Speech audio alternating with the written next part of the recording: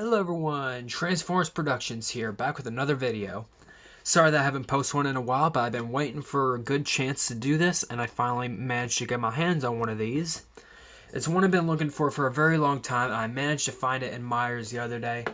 I found let me get a good camera view, Transformers War for Cybertron Astrotrain, and I'm really happy that I was able to get it. As you can see, it looks very good from this point of view. It's very similar to the other packages I've shown you before, so I don't think I have to show you very much. But as you can see, he's a triple changer, just like in the original show. Transforms from his steam engine to his space shuttle, and to his, looks like a landing platform for his space shuttle. And of course, his robot form, just like in the original show. I love how in the newer franchises, they're making their characters look a lot like the way they did back in the 1984 cartoon, the Generation 1 cartoon. It was awesome, and I'm so glad they did it. Now, I'm not saying that I don't like their newer designs for a lot of their older shows. Like, for example, one of my favorite shows is Transformers Prime, which had completely different looking characters than they did back in G1. But enough about me rambling. I'm going to go on and show you the actual figure itself. Alright, now I'm back looking at the toy, and I have got to say, it's a very, very awesome figure. I'm trying to get the light good, but as you can see, he looks great. His back pieces, or his backside looks real good. I love this. I don't know how well you can tell with my camera. I don't have a very good camera. But the purple, it looks very good. The purple and gray together. He looks just like he did back in the original. With some added features, of course. And he actually came with a lot more weapons than I thought he would. He has actually 4 different blasters. These are his 2 main ones, which look very different from one another. They're all solid black instead of, having chrome color to them or anything like that. If you want, you could customize them, do what you want to do if you ever get this figure. But these are very, very awesome weapons. And what looks like to be, what I'm guessing, is a missile launcher. Now, I haven't seen much of the G1 cartoon, but I did see a bit of it. I don't remember having him a missile launcher, but he could have. I just didn't see that episode. The episode that I'm most familiar with Astrotrain being a part of was the episode where he pretended to be a sky god in front of primitive beings, I believe, that lived on Titan, I believe. But anyway, yeah, this is Astrotrain.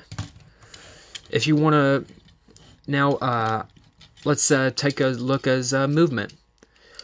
I noticed that his feet don't really move that much, but you can already see where bits and pieces of the actual part transformation are going to be part of. His head is on a ball joint, so you have some good 360-degree motion there. Great arm movement. His body does twist and turn right here. Very good. He does have a bending knee joint. It's kind of, and look, I didn't even know these at first, but these bend too, to give room for the legs to move. I'm not sure how well you can make him do like a superhero pose or anything like that, but he does have great movement for a good character. Great for stop motion. And now I will show you what he would look like in his train mode.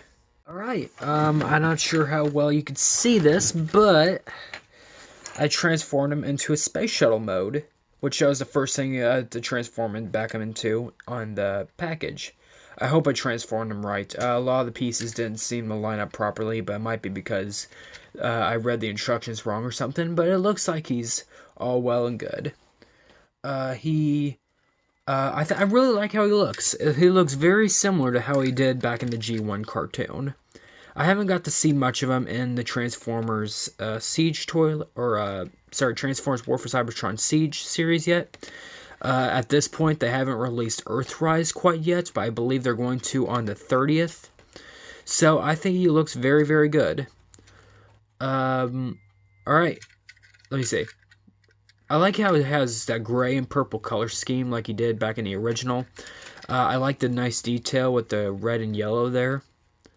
One thing I didn't like though was his or how difficult it was to actually get the pieces to line up. I might have did it wrong. I'm not exactly sure. Another thing I don't like is just how the bland a lot of the color scheme is for like the bottom bits, but I'm sure you could fix that with some paint and things. Whatever y'all want to do, but I think it really does look pretty good. It's hard to see with this terrible light I have. But yeah, let's move on to the next one. Okay, I also forgot to mention of how to show him him on his launch pad mode. Looks pretty good. I think it really does hold his character or his shuttle real well.